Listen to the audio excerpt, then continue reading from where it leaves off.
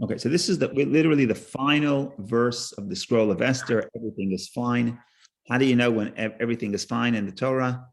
Just like today, when the government can go and raise taxes again, it means there's no wars, everything is fine.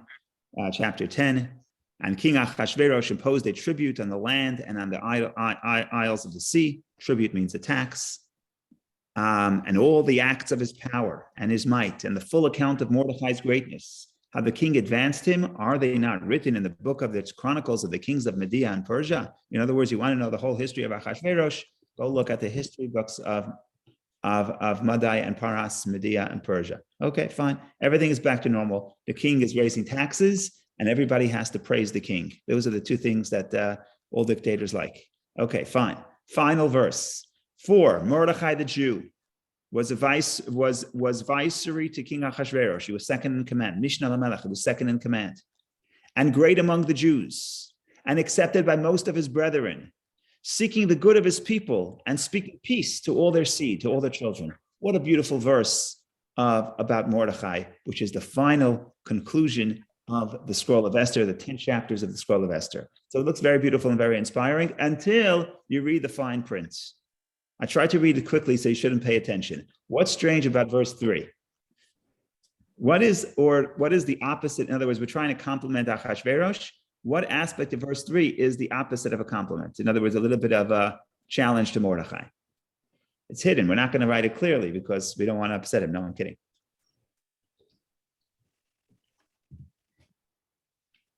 So the answer, of course, is Mordechai the Jew was a viceroy of the king Achashverosh. That's fine. Great among the Jews, wonderful, and accepted by most of his brethren. Oh, most of his brethren. What a compliment. Most people like you. Okay, what does that tell you? It tells you that not everybody likes you. You have some opposition. Okay, so first of all, it's a good thing. It means if everybody likes you, you're not doing anything, right? What do they say? If everyone's so happy with you, it means you're not doing a good job. But this is a very interesting thing. This is not a joke. The scroll of Esther says that most Jews, like most of his brethren, not just Jews, most of his brethren, accepted Mordechai. Some didn't. That's the implication. Who is not going to accept Mordechai? Mordechai is the leader of the Jewish people. Mordechai orchestrated the entire saving of the Jewish people by sending Esther to the king. Mordechai led them in battle. Mordechai's a great guy, right? So what does it mean that there are some people who would say that, we're not, Mordechai is not accepted upon us? So that's the verse. So what does Rashi say? Rashi quotes the Talmud, and accepted by most of his brethren. Says the Talmud, but not by all his brethren. For part of the Sanhedrin disassociated from him when he became close to the government and neglected his studies. Okay? So when it says that he is accepted by most of his brethren, who are the brethren? Who's your brethren? Not all the Jews. We're not talking about that. All the Jews were very happy with Mordechai. When we say that he was accepted by most of his brethren, but not all his brethren, we mean the members of the high court. Members of the high court, the Sanhedrin, they're scholars. You're supposed to be studying Torah, they argue to Mordechai. And they say, now you got involved in matters of government. Now you're the viceroy of the king of Achashverosh, you're second in command. Now we understand you have to do it. Why do you have to do it? Because you have to protect the Jewish people. And we saw what happened. The Jews were in jeopardy from the king and his advisor. So now Mordechai is supposed to be in the palace. Wonderful. But that's why most of the people, most of his friends in the Sanhedrin agree with Mordechai. Some people say, no, we don't agree with you.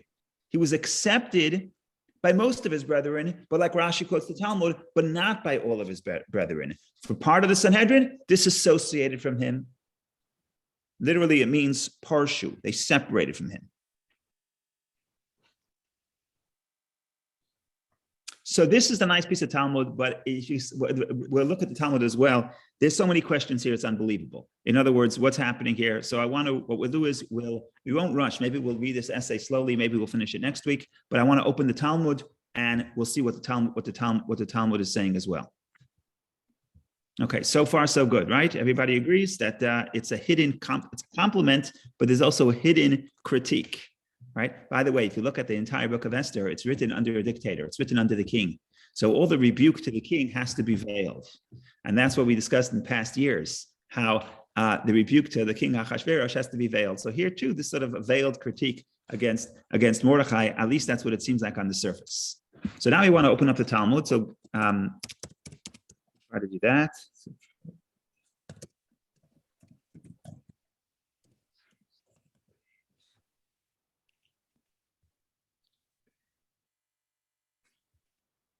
Okay, we'll share the screen. Let's see if we can find it. This is where Rashi took his commentary from.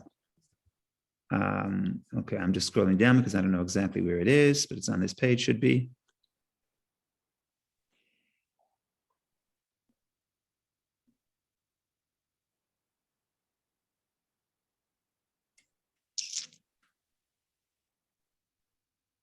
Oh, here it goes. So let's read it inside. Okay, in case you want to make a donation to this website, you're welcome to. Otherwise, I'm just going to close it because it's taking up too much space on the banner. Okay, so this is the piece of Talmud we just read, and then I'm going to read. Yeah, so let's read. Then we'll read another piece. The verse states: "For Mordechai the Jew was second to the king Achashverosh, and great among the Jews, and accepted by the majority of his brethren, Roiv Echav, most of his brethren." That comes from the book of Esther, chapter 10, verse 3. The Gemara comments. The verse indicates that Mordechai was accepted only by the majority of his brethren. That implies, but not by all his brethren. This teaches that some members of the Sanhedrin parted from him. It's a little better translation. The Rashi translated disassociated from him. Literally, it's parachute. They separated. Here they translate parted from him. Because he occupied himself with community needs and was therefore compelled to neglect his Torah study, they felt that this was a mistake and that he should have remained active on the Sanhedrin. Again, remember, everything you read that's not in bold, take with a grain of salt or with a bucket of salt, because that's the commentary, but that's the commentary of this translation. That's not what the Talmud actually says. We may revisit this. In any case, so that's the first step. Next step, Rav Yosef said, studying Torah is greater than saving lives. Okay, this is radical, right? Usually we say saving lives is the most important thing. Rav Yosef says, no, studying Torah is greater than saving lives. Why? As initially, when listing the Jewish leaders who came to Eretz Yisrael, Mordechai was mentioned after 4 other people. But at the end, he was listed after 5. This is taken to indicate that his involvement in governmental affairs, instead of in Torah study, lowered his stature 1 notch. The Gemara proves this. As first it is written, who came with Zerubbabel, Jeshua, Nehemiah, Serariah, Relaya. Got to read it in Hebrew. I can't do the English. Who came with Zerubbabel? Yeshua, Nehemiah, Azariah, Raamia, Nachamani, Mordechai, and Bilshan. Okay, and then later on he says, first written who came, I'm sorry, I made it wrong. In the beginning it says came with Zerubbabel, Yeshua, Nehemiah, Serariah, Re'elia, Mordechai, Bilshan. So you have Mordechai is number 4, 1 after 4, 1, 2, 3, 4. Mordechai is 5. So Mordechai is written after 4. Later on, another verse describes who came back to Israel. The Yeridus says Mordechai, but it says Mordechai after 5. He's number 6. Yeshua, Nehemiah, Azariah, Ramya, Nachmani. Right? 1, 2, 3, 4, 5. Mordechai is lowered to number 6. This is describing the people who come back to Israel. So we see one verse says he's number 4, the other verse says he's number 5. So what is his ranking? Is he the 4th most important to the 5th most important? Well, in other words, is he the 5th or the 6th? Is he after 4 or after 5? The answer, according to the Talmud, is, well, when he was studying Torah, he was ranked number 4. Later, we push him down. He was ranked number 5. Later, we push him down a notch. Wonderful. Why? Because studying Torah is more important than saving lives.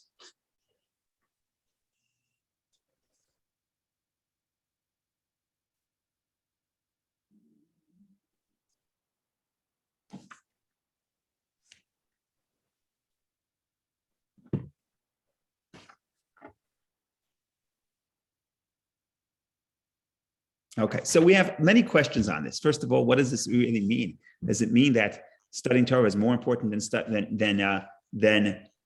saving lives? Do we mean that really Mordechai should have gone and left the palace and went back to study Torah on the Sanhedrin on the High Court instead of potentially protecting the brethren by being an influence in the palace? How could you even say that?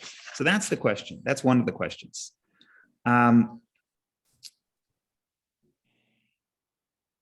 So another question we're going to have, we have all kinds of detailed questions. I'm just trying to figure out which one to say first. If Mordechai did something wrong, you got to take him down more than one notch. What's good? You went down one notch is not so bad. So if he did something wrong, there should be a greater consequence. If he didn't do something wrong, and this is the bigger question. The bigger question is, Sanhedrin is the high court. Who was right? Why can't you make this debate? Why can't one party convince the other? Either the majority should have convinced the minority, or the minority should convince the majority. Right? What are we saying? We're saying that most of the Sanhedrin, the implication is most of the Sanhedrin agreed with Mordechai. That's why only part of the Sanhedrin disassociated themselves from him or separated from him. So if the majority agreed with Mordechai, why are you taking him down a notch, A? And B, why don't they convince the minority that what he's doing is right? Because saving lives is more important. So what we're trying to get at here is there is a dispute amongst the Sanhedrin whether or not what Mordechai did was right or wrong. Majority think he's right, minority thinks he's wrong. We want to get to the core of that argument and figure out what exactly are they talking about.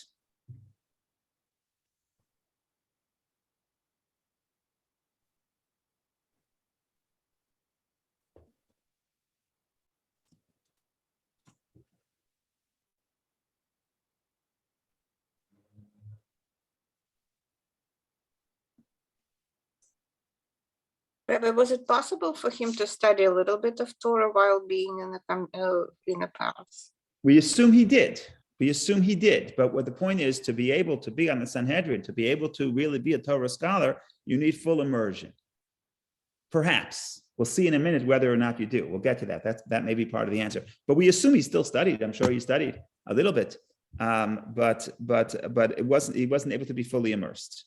So the question is, so it seems the Talmudic implication is that is a downgrade, A, and B, that minority disagreed with him. Minority of the Sanhedrin disagreed. Now the question is, why couldn't they sit down and have a discussion and figure out what the right thing to do is? Majority think it's okay.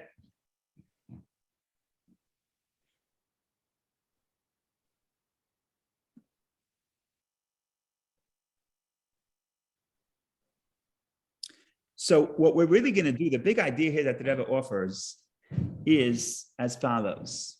Usually, if there's a disagreement, the Talmud says there was a disagreement. The Talmud says that the majority thinks as follows, and the minority disagree. How do you say disagree? What's the verb? So the noun of a disagreement is machloket, disagreement, which means chiluk, which means division. And the verb is chalku, they disagree. Here, it doesn't say they disagree. It says a very strange, unusual expression. It says they separated from him. What does it mean they separated from him? If you disagree with the guy, disagree with him. What does it mean you separate from him? Right? That's the language. Per shumi menu. If you look back to the Talmud, the language is that they, if you look back at the Talmud, the language the Talmud uses is per shu. How do they translate it here? Per shumi menu mixes Sanhedrin. Here, parted from him. What does it mean they part from you? You disagree with the guy, disagree with him. What does it mean you part? It doesn't say every time there was a Talmudic this dispute, one parted from the other. No, you disagree. So what's the secret of this word? They separated from him. So the answer is as follows, and this is the Rebbe's big idea, one of the big ideas here. The big idea here is, unlike what the simple reading of a Talmud would imply, there was no disagreement between the Sanhedrin. Everybody agrees that what Mordechai did was right. Everybody agrees that Mordechai has to separate from studying full-time and has to engage at the king's palace to be the king's advisor to protect the Jewish people. There's no dispute about that. If there was a dispute, they would say chalku, they would say disagree. Doesn't say they disagreed. And if there's a disagreement, you can argue, right? You can prove them wrong, and you can convince them. And usually by the Sanhedrin, when there was a Supreme Court, there was no more arguments. But right, that's another point that I failed to mention. When there's a disagreement in Talmud, when there was a Sanhedrin, there's no disagreement. You take a vote, and whoever wins, the minority opinion has to accept the rule of the majority. So what does it mean to disagree? If they take a vote, if majority people think Mordechai did what was right, then what he did was right. So what we're saying, what the Rebbe is saying over here is Nobody is saying Mordechai is wrong. Everybody agrees what Mordechai did was right. There's no question about that. What it says is that some people parted from him. Parted from him means they say, we cannot live that lifestyle. Mordechai, for him, the lifestyle that he chose would work, but it won't work for us. And that's the meaning of separated. It means they separated from that lifestyle. But not that they think for him that he's wrong.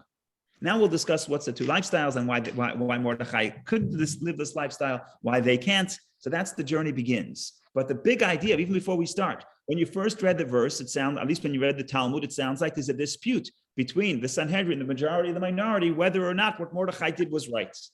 And that's what it says, V'ratzui. He's accepted to most of his brethren, but not to all his brethren, meaning some people disagreed. And Mordechai had some opposition on the Sanhedrin saying what he did, critiquing him, what he did was wrong.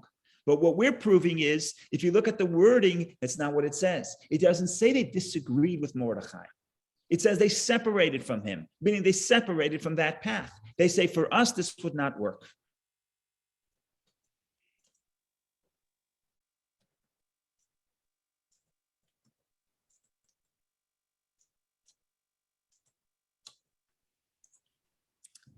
So now we have to explain, what does this mean? What does it mean that it works for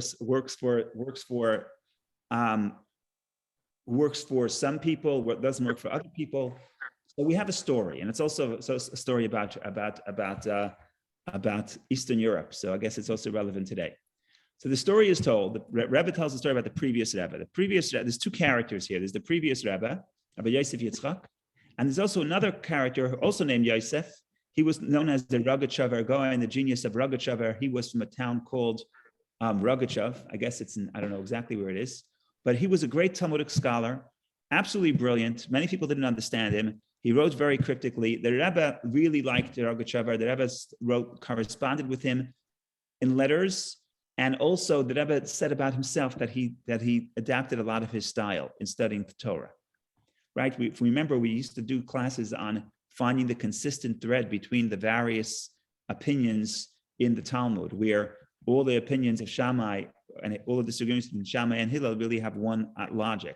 That was the style of the Rogatchover. That was his name. That was his title. So the story is told. The previous Rebbe leaves Russia. He left Russia. He got out of Russia in 1927. 1927, he was arrested. He was condemned to death. And then there was international pressure. Eventually, they released him. The communists released him. He left Russia in 1929. Eventually, he left Russia in 1927. He left Simchas Torah, so it was still 1927. So he leaves Russia in 1927, and he came to Lithuania. And then in Lithuania, since he was a refugee from Russia, and he was very involved in maintaining Jewish life in Russia and the underground, so he created this board of rabbis who he wanted to create a board of rabbis who would help Russian Jewry. That was his plan. And he indeed created this board of rabbis. One of the people who he wants to invite is the Rogatchover. Rogatchover was a great sage, lived in Lithuania at the time. He died in 1936. He was an older man, but he was a prestigious rabbi. So he wanted him on the board. So he says, I need you to join me in this work of helping Russian Jewry. The Rogatchover says, I can't do it. I can't do it. Why not? So the Rogatchover says, I can't do it. Why? Because this depends on a disagreement between the Babylonian Talmud and the Jerusalem Talmud. What is he saying, right? The Rogatchover, that's the way he spoke. He asked him a question. He says, well, Maimonides says in chapter 3 otherwise, so I can't do it. What does it mean? Go find out, go study, right? He wasn't into interpreting what he meant. So he said that this is the dispute between whether or not what's at stake here, whether or not I can join, and the reason why I can't join is dependent on a dispute between the Babylonian Talmud and the Jerusalem Talmud. What does this mean? So if you look at, go read the whole Talmud to figure out what it is. But thank God we figured it out. Either he said or somebody said, the Rebbe said, but here we got the answer. What's the answer? There's in the Talmud tractate Brachot, in the first tractate of the Talmud, Blessings, which discusses the command, the mitzvah of saying Shema and prayer and other blessings. So when it comes to the prayer, it discusses something about the early righteous Hasidim, the early pious Jews. We actually had it in the JLI meditation. It says that they would wait 1 hour before they would pray and meditate. That's what the Mishnah says. The Mishnah tractate, the 5th tractate of Brachot says, Hasidim HaRishayim, the early Hasidim, the early pious people, would wait 1 hour before they would pray. And then the Talmud explains that they actually would spend 3 hours a day, 3 hours for each prayer. They would wait an hour, meditate an hour before prayer, pray for an hour, meditate an hour after prayer. And they would do this how many times? 3 times a day. So 9 hours a day in the 24 hours is meditation and prayer. That's what the Talmud reports about the early righteous or the early Hasidim. So now the Gemara says, 1 second, 9 hours a day praying is a little excessive. Talmud says, when is their Torah? How is their Torah preserved? To remember the Torah, to preserve the Torah, you have to study and you have to review, you have to invest time. So if 9 hours a day they're praying and meditating, when and how was their Torah preserved? Number one. And when do they do work? When do they earn a living? So it's wonderful if you can pray 9 hours a day, if you can get that job. But when does their melacha, when is their work done? And how is their Torah preserved? That's the question the Talmud asks. And the Babylonian Talmud says as follows. The Babylonian Talmud says, because they're Hasidim, because they're pious people, their Torah is preserved and their work is blessed. Meaning you go to work, how much time you need at work? Sometimes you sit in your store all day, you make one sale. Sometimes once a week you make one sale. That's enough to cover the entire work. So you don't need a lot of time to be blessed. And the Torah, their Torah is preserved because they're righteous. They're not going to forget. God helps them. They're not going to forget. My grandfather had a joke about mechanics. I don't know why it's funny, but it's funny. I think it's funny. His joke about mechanics, I guess the premise of the joke is that the Jews don't know what's going on under the hood. So you come to the mechanic, whatever the mechanic tells you, you do. You have no idea. You can tell you got to replace the whole engine. You follow him. We don't know anything about mechanics, at least some of us. So the joke is that there's 2 mechanics sitting right next to each other. And one shop is very, very busy. And the other shop, there's nobody there. And the owner of the second shop with nobody there is sitting with his feet raised and reading the newspaper, and he's happy as can be. So my grandfather used to say all his jokes in first person. So he says, I walk by and I see the mechanic and I say, why are you so happy? Don't you see you don't have any business? The other guy is working so hard, he's got so much business. So the mechanic says, don't worry. The first customer that will come in is going to pay for the whole day. Right? So the point is, you don't need to be busy. You just need to be blessed. One guy comes in and you could charge him, and that's fine. I don't mean that way. I mean, you could make a good deal and you need less time. You could do more business. So that's what the Talmud, the Babylonian Talmud explains, how these people could also pray 9 hours a day and also be successful. In other words, make a living, earn a living with their labor and all, with their work, their business. Also the Torah will be preserved. Wonderful. Now we're going to look at the Jerusalem Talmud, which says the same thing with one word difference. That if you're not the Rebbe, you probably wouldn't notice it, because most people don't study the Jerusalem Talmud because the halacha follows the Babylonian Talmud. But the Rebbe understood the Babylonian Talmud and the Jerusalem Talmud, and he right away saw the discrepancies between the two, and that's what he was alluding to. So what does the Babylonian Talmud say? So what does the Jerusalem Talmud say? Same story.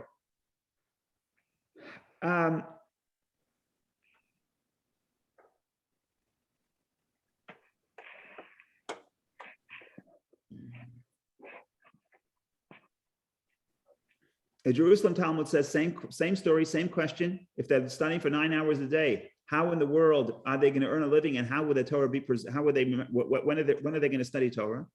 So same thing, but instead of saying because they're Hasidim, because they're righteous, their Torah was preserved, it says something else. Because they were Hasidim, there was blessing given in their Torah and blessing given in their labor, in their business.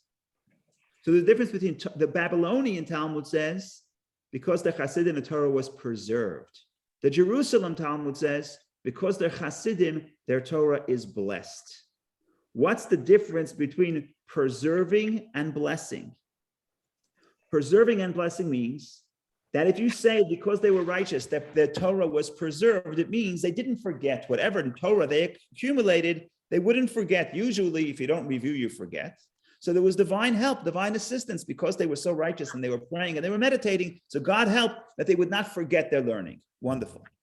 But the Jerusalem Talmud says much more. The Jerusalem Talmud says, not only would that Torah not be forgotten, that Torah will be blessed. Blessed would mean it would increase. And God would help them that in a few minutes of study, they could achieve more than the other person studying all day. So when the Rogatchover tells the previous rabbi, he says, I can't join you. Why can't I join you? Because this is dependent on the dispute between the Jerusalem Talmud and the Babylonian Talmud. What he means is as follows. If you follow the Babylonian Talmud, doing a good act means God will help you that you would not forget your Torah. But the Rogatchover, that's not enough for him. He wants to increase Torah. So he follows the Jerusalem Talmud says not a problem. If you're righteous, God will give blessing in your Torah and your Torah will increase. Yeah, but the law follows the Babylonian Talmud. So the law follows the Babylonian Talmud that says what? That if you do the right thing, your Torah will be preserved, not blessed. So the Rogatchover says, I'm sorry, I can't join your board, even though you're doing a wonderful mitzvah, but what's going to be with the Torah? Preserved? Not enough. I need it to be blessed. So that is how the Rogatchover got out of the job of joining the previous Rebbe's board, because what are you going to do? Dispute between the Babylonian Talmud and Jerusalem Talmud, you follow the Babylonian Talmud. And therefore he says, I can't take the job, and he indeed did not take the job.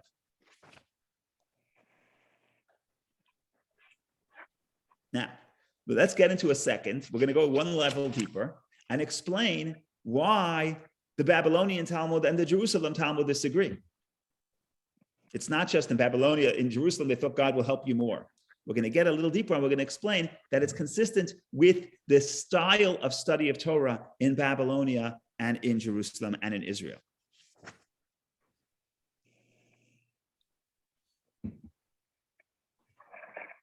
So what's the difference between the style of Torah of Babylonia and Israel? By the way, there's a big difference. There's a beautiful story in the Talmud where there was a sage named Rab Zera. And Rab Zera, actually, we discussed this many years ago. I'm saying a lot of many, it's probably about 14 years ago. There's a story in the end of Tractate Ketubot that Rab Zera's teacher, you have to remember the story, Rab Zera's teacher was Rabbi Yehuda. Rabbi Yehuda believed that you're not allowed to go from Babylonia to Israel. God sent us to Babylonia, and he said, you'll be in Babylonia until Mashiach comes. You can't come back. Rab Zera disagreed. And Rab Zera wanted to go to Israel. So there's a whole story how he went. He didn't want to defy his teacher. The end is he went to Israel. What's relevant to our discussion is before he went to Israel, he fasted 100 fasts. There's a dispute how many fasts. I don't remember exactly. I think one opinion is 100 fasts. Praying to God that he should forget all of his knowledge, all of his Torah knowledge. Why? Because the style of Torah study in Babylonia was so different than the style of Torah study in Jerusalem and Israel, that he felt that all the knowledge that he accumulated in one style of study will actually undermine his adapting the new way of Torah study. And that's what happened. He forgot all his Torah. What was the big difference between the style of study of Talmud and Babylonia?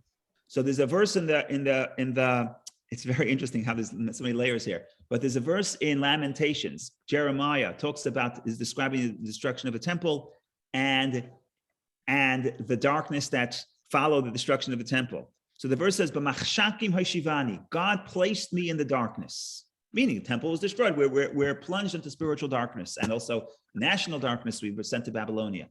But the Talmud, the Babylonian Talmud, this is so funny. The Babylonian Talmud's interpretation on this verse is as follows. What does it mean that God placed me in the darkness? Darkness is the Babylonian Talmud. The Babylonian Talmud says that God plunging me into darkness is Babylonian Talmud. What does this mean? They're saying their style of Torah study is darkness? The answer is yes. The answer is, if you look at the difference between the Jerusalem Talmud and the Babylonian Talmud, you see that the Jerusalem Talmud, whenever there's a dispute or a matter, it gets to the conclusion very quickly. Quote unquote, the lights are on. You walk in, we're not sure what to do. The answer comes right away. If you ever study the Babylonian Talmud, it's a whole different story. The Babylonian Talmud, as we all know, you can have 5 pages of trying to get to the answer before you get the answer. Every possibility is tried and rejected before you get to the final possibility. So the metaphor is you come into a room. If the light is on, you know where the exit is. If the light is off, you have to try every possibility. You start touching. Is this a door? No, it's a table. Is that a door? No, it's a window. That's a clock. So you're in the darkness. Eventually, you'll get to the exit because you tried every other possibility. But in Jerusalem, you don't have to try to go to every possibility. You'll go to the conclusion right away. So when the Babylonian Talmud says that the verse says, God plunged me into darkness, it's not that God put us in Babylonia. Now we're not in Israel, we're in Babylonia. It's that too. But it's even more than that. Now our style of study of Torah is in the darkness. We don't know. We come into a situation, we come to a question. In Israel, they have enlightenment. They know right away what to do. We have no idea. We try every possibility. We have to reject every possibility before we get to the right answer. Now, what's interesting is that what does the law follow? The law follows the Babylonian Talmud. Why? Specifically because it's a place of darkness. Because they don't know the answer and they have to try harder and they have to raise every possibility and reject every possibility before they get to the conclusion. At the end of the journey, who understands the journey better? The Babylonian Talmud. If you can make it through the darkness and get to the light at the end of the tunnel, you will have a more profound understanding. And that's why they're both true. Babylonian Talmud, Jerusalem Talmud is all light. It's enlightenment. It's beautiful. It's fast. It's quick. You get straight to the point. It's wonderful. Babylonian Talmud says you're in the darkness. We're not denying that. It's so interesting. It's not like the Jerusalem Talmud says Babylonian Talmud is darkness. No, the Babylonian Talmud says Babylonian Talmud is darkness. So that's the case. Now, that doesn't mean that, but nevertheless, there's an advantage to working your way through the darkness. And that's why the law follows the Babylonian Talmud. Okay, now let's go back to the Ragachavar. Let's go back to how the Talmud defines the blessing that you will get if you pray 9 hours a day and you don't have time to study Torah, how God will protect you. Okay, so the Jerusalem Talmud says, you know what? So let's start. The Babylonian Talmud says all the Torah you learned, you will remember. Your Torah will be preserved. Doesn't say you'll be blessed, it'll be preserved. You won't forget anything. That's the deal you're going to get. Jerusalem Talmud says, if you're a chassid, if you're a righteous, pious person, if you dedicate 9 hours a day to meditation and prayer, God will bless you. There will be blessing in your Torah. Your Torah will increase. Okay, so why does the Babylonian Talmud say it will be preserved and the Jerusalem Talmud says it will increase? The answer is very simple. The answer is, for the style of Torah in Jerusalem, God could make you get the answer right away. You don't know what to do. The right answer will fall into your head right away. Beautiful. The Torah will be blessed.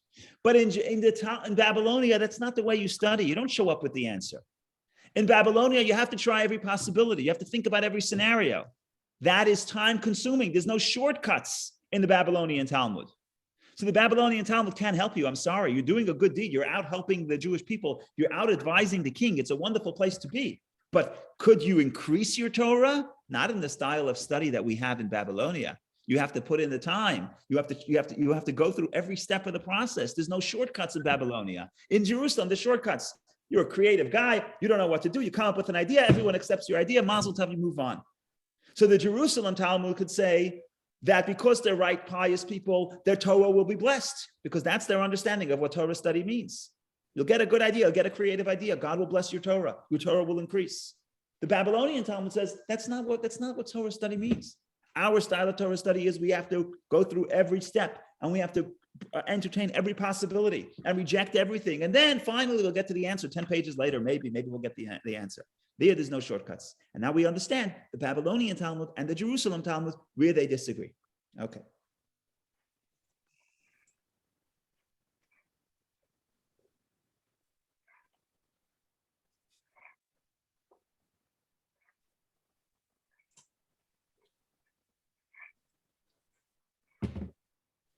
Now, the same dispute between the previous Rebbe and the Ragachavar, in other words, that same issue is what we're going to explain is the dispute between Mordechai and the rest of the Sanhedrin. Many members of the Sanhedrin were born and raised in Babylonia, which later became the Persian Empire, but it's Bavel.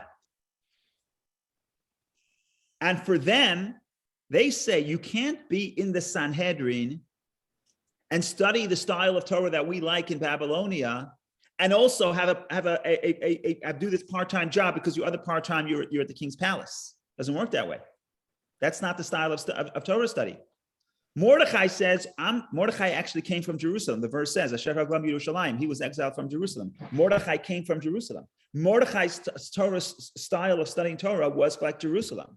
So he says I could still be on the Sanhedrin if studying Torah is only my part-time job, because not only will my Torah be preserved, my Torah will be blessed.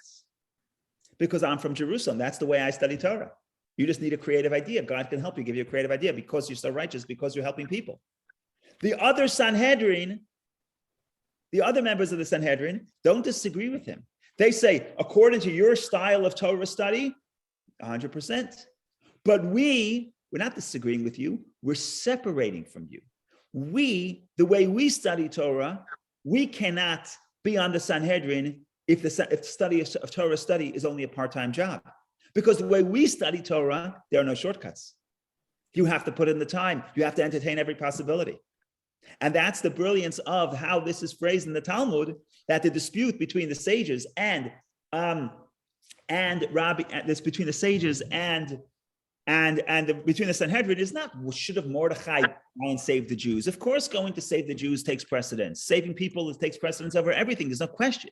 But the question is, could you be on the Sanhedrin and save Jews? Could you be on the Sanhedrin and have a part-time job? Or I guess most of your job is advising the king. Like Vicky says, Mordechai also spent some time studying Torah. That's right. And therefore Mordechai says, I could be on the Sanhedrin studying Torah because I study Torah the way Jerusalem Talmud studies Torah. God could help me. I can get to the right conclusion immediately. And for most of the Sanhedrin, that's okay. That's legitimate. Actually, all Sanhedrin say, for Mordechai, that's okay. If that's your style of Torah study, is this a Russian word? Pajalista? Yeah, go ahead. Pajalista. But if you want us to do that, we can't do that. We're not disagreeing with you. We're separating from you. Our lifestyle is different than yours because our Torah study is different than yours. And therefore, we separate from you, but we don't disagree with you.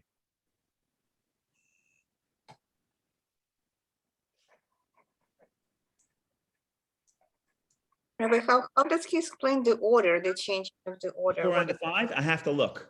I honestly, I got stuck in traffic, so I didn't have time to read the essay so carefully. So you'll have to, you have to give me a minute or two to be able to see if I can get there. But yeah, that's the next step. So before we get to the order, that's why. Before we get to, okay, give me a second. I want to look before I speak. So there's no reason to say something that may not be right.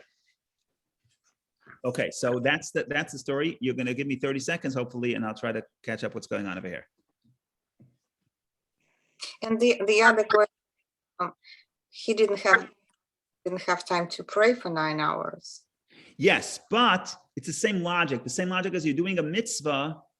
We want to know about the Sanhedrin. You want to know, should you resign from the Sanhedrin? Should you resign from the Supreme Court?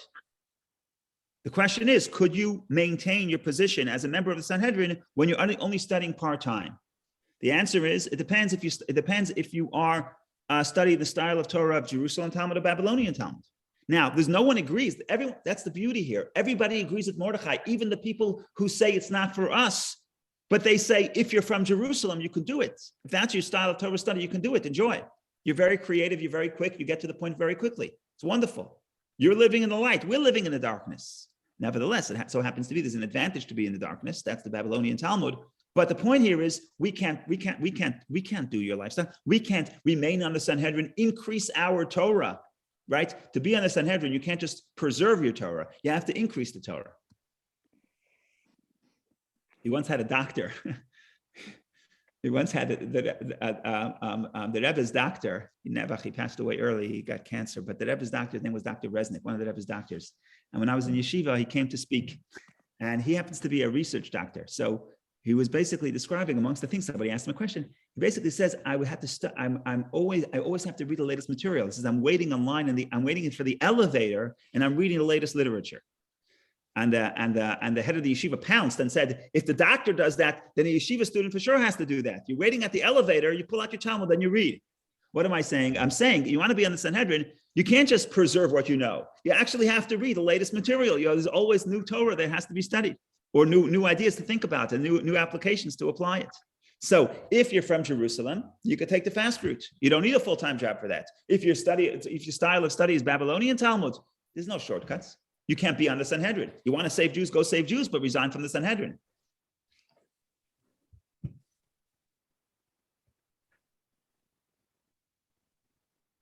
Right.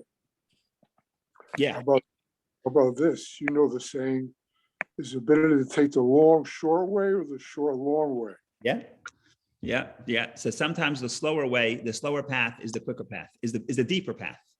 Yeah. So that's the paradox here, that the Talmud of darkness, when you finish going through the darkness, you come out with more enlightenment, right? When you have the light right away, okay, so that's the answer. But do you really know why? Do you really know how to eliminate all other possibilities? Could you really prove that this is the right answer? No, not as well as the guy who had to literally go through 5 pages of possibilities before they settle, and rejecting 5 pages of possibilities before they settle on the final answer. So the slow path is the deeper path. Right.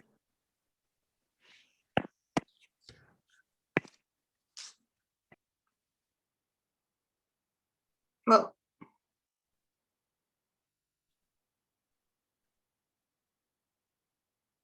you don't have to look it up right now. But I think you answered the. No, I have to finish. There's a very good point here. There's the whole, the Rebbe's trying to get to the. Yeah, we have to get to it. Yeah, but go ahead. What were you going to say? I was going to say that it's very appropriate for today events, because I'm just hoping that our Torah study this Torah study will increase all the blessings for people. Protection. Yes. Amen. In my home country and and everywhere. Yeah, it's absolutely frightening. I mean, I have first cousins in Kharkov right now. It's pretty scary. I have friends in Kiev and Kharkov. My hometown, Zaporozhye, 450 people are hiding in the basement of the synagogue, Jewish or not, and they can't get out. Nobody can get out. I was on a Zoom with Rabbi from Zaporozhye last Sunday. Rabbi Ehrentreu? Right. Yeah. He was almost killed when he was trying to get supplies for the school. I heard about that. Someone sent me the thing yesterday. Yeah. Yeah, it's terrible. And they're running out of food, and they conquered all the cities around Zaporozhye. Right. Zaporizhzhia, it's in Ukraine. Right. It's a new thing. All of a sudden, I'm discovering that all the names of towns I thought I knew, it's pronounced differently in Ukrainian. Who knew that Kharkov is really Kharkiv? Who knew that? Not me. Kharkiv, Kyiv, Zaporizhzhia. Yeah. Okay. Heartbreaking. Yeah.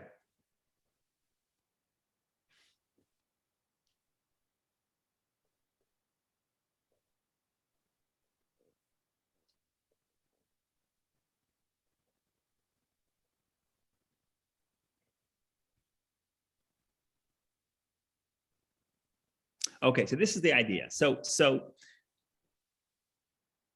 we dealt with the first passage of the Talmud. What's the second passage of the Talmud? The second passage of the Talmud is that Mordechai took a downgrade after being instead of being mentioned number 5, he's mentioned number 6. He took a downgrade. Why did he take a downgrade? We just finished explaining, that if you're studying Torah according to the Jerusalem Talmud, you are able to increase your Torah even though you're not studying Torah full time, because that's your style of study, Jerusalem Talmud. So why is it that nevertheless the second piece of Talmud is that Torah study is the greatest thing, and if you leave Torah study for any reason, if you decrease your Torah study for any reason, you get a downgrade. Why was he downgraded? So what we're saying is as follows: at the end of the day, even from the Jerusalem Talmud, no matter how much Torah, no matter how much his Torah will be blessed, there still is an advantage in total immersion. So even Mordechai takes one step down. And that's the price to pay. And that's okay, because there's a certain advantage of being totally immersed in Torah. Okay. What's the lesson? Because we know when we read the Megillah, it's important for us to know that some people were happy, some people were this happy. What's the lesson? The lesson is, says the Rebbe, even if you have to stop studying Torah to help somebody else, even if you're even though there's definitely going to be some downgrade to your spiritual status, you still have to do it. You still have to take Mordechai's example. Mordechai knew that he's going to be downgraded one step, but that didn't stop him from sacrificing his own spiritual position to go and help the Jewish people. So in other words, yes, Mordechai could maintain. So now let's put all the pieces of the puzzle together, because we have 3 minutes left. Mordechai is able to maintain his position on the Sanhedrin while being involved in being the viceroy of Egypt, and the viceroy of Shushan, of Achashverosh's kingdom. He can do both. Why? Because his style of Torah is Jerusalem Talmud. If his style of Torah would be Babylonian Talmud, he would have to resign the Sanhedrin because he has to help Jews. Then we're saying, even though he can maintain his position on the Sanhedrin because you could do both, because his style of Torah is Jerusalem Talmud, nevertheless, there's still going to be a downgrade because you cannot compare a total immersion in Torah study to somebody who's only doing it part-time. Even if you're so brilliant and so creative that God will bless your Torah, it's still not the same. Total immersion is something unique. But what's the takeaway? Takeaway is not. Okay, so therefore, Mordechai decided he doesn't want to experience this downgrade, and therefore he didn't get involved in Achashverosh's palace and the affairs of the community. No, the takeaway is, despite the downgrade that for me, abandoning Torah or not helping other people would inevitably take me away from my study and cause some degree of dissent. Despite the fact I still do that, because that is more important to transcend the self and help others. And that's the takeaway. And the Rebbe says that was always the custom of the practice of the Chabad Rebbe's previous Rebbe. The way that Rebbe puts it, I'm just going to open up the book because it's so beautiful. He says, quote unquote, they would steal from their time to study Torah and serve God and dedicate it to help others. And that's what they taught their students, right? That even when you have a yeshiva in an area, you have to take away some of the time of Torah study to help others, to teach others, to inspire others. But you say, why? Won't you be on a higher spiritual level if you're totally immersed in Torah study? Yes, you would. But that's not the point. It's not about reaching your own greatness. It's about being able to sacrifice and help others. So that's the takeaway, right? There's a famous teaching of the Baal Shem Tov that the Mishnah says, if you read the Torah backward, if you read the Megillah backward, you did not fulfill your obligation. If you read the Megillah backward, you didn't fulfill your obligation. The simple meaning is, if you read chapter 10 before chapter 9, you don't fulfill the obligation. But the Baal Shem Tov says that the spiritual meaning, interpretation of that verse, the Mafreya could also mean, if you read the Megillah as if it happened in the past, that's backward. If you read it as if it's a story of ancient history, you did not fulfill the obligation, because every part of that story is relevant to our lives, including this teaching, including the fact that we know that Mordechai, despite being able to balance some of it, to maintain his position on the Sanhedrin, nevertheless was downgraded because he understood that even if it takes away from your spiritual heights, you still have to dedicate time to help the community. And that's what he did. And that's the lesson for us. So that's the story in short. May the prayer and the Torah study help all those who need to be protected. And that's all we can say. Amen. So any comments, questions, please share. Otherwise, have a